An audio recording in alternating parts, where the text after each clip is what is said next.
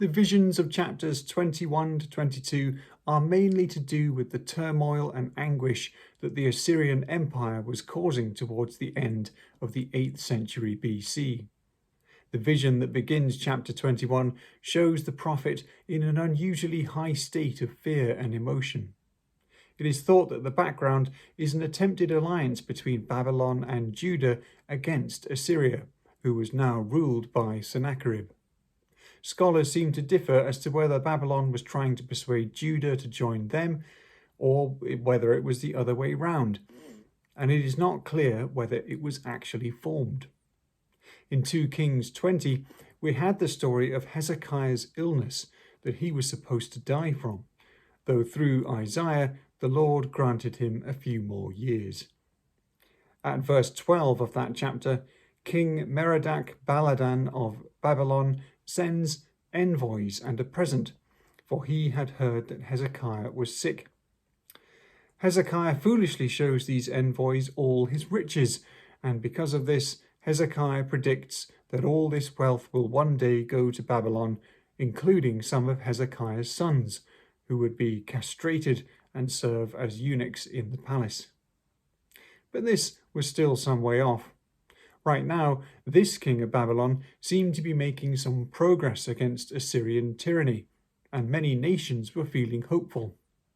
Merodach Baladan had, after all, managed to capture Babylon from Sargon II, who was king of Assyria before Sennacherib. This defiance showed that Assyria could be beaten, or so everyone dared to think. Babylon joined forces with the Elamites to defend their region from another invasion by Sennacherib as he attempted to recapture Babylon. This explains verse 2 of Isaiah 21.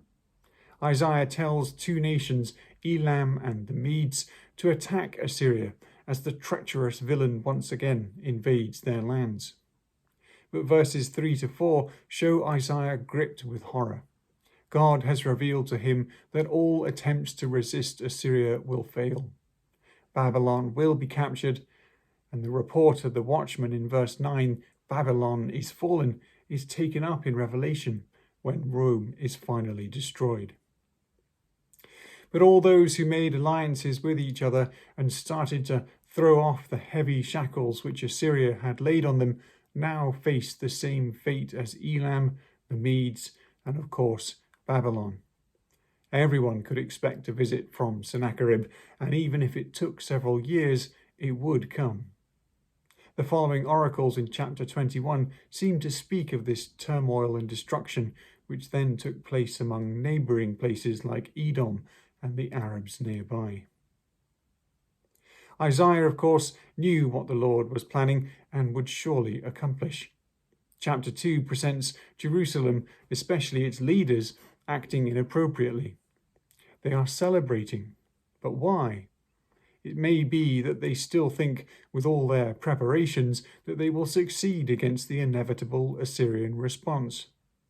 Or it may be that, having heard of Babylon's demise, they are simply giving up and are having a wild party.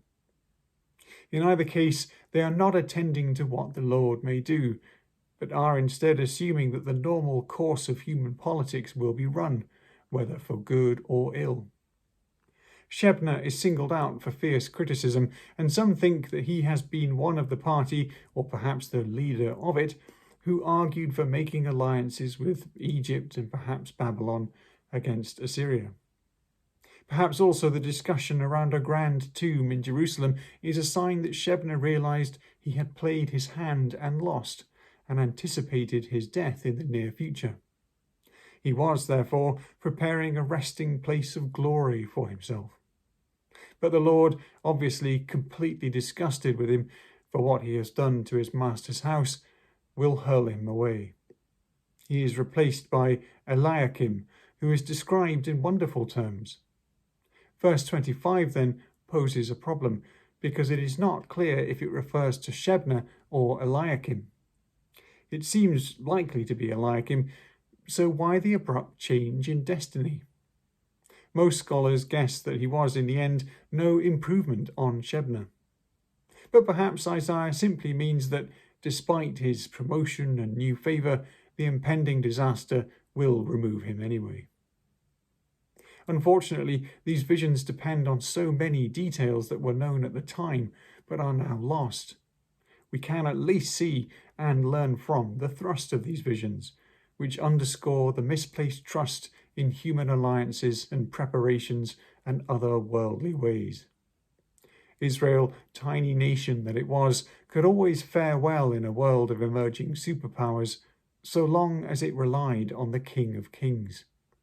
But when it tried to play the game of politics with the other nations, the Lord increasingly showed them that it was only He that had ever guaranteed them safety and a future.